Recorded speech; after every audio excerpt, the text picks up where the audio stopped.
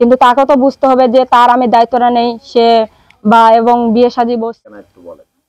আমার নাম মোসাম্মদ আক্তার সাথী, আমার বাড়ি হচ্ছে রংপুর। মোসাম্মদ আক্তার সাথী। হুম। আচ্ছা, আপনার বাড়ি রংপুরে। হুম। তো আসলে এই যে ক্যামেরার সামনে কেন আসছেন সেটা একটু বলেন।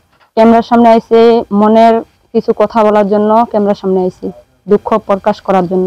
আচ্ছা, তো মনের কথা, দুঃখের কথাগুলো একটু বলেন। দুঃখের কথা কি, যে কয়বার 2-3 বার ভিডিও ক্যামেরার সামনে আইছি, ভালো একটা মনের মানুষ পালাম না।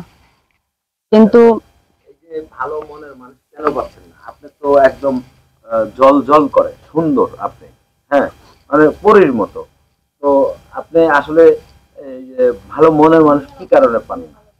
অনেকে কমেন্ট করে বলে আপনি নাকি চারাল ব্যবহার করেন।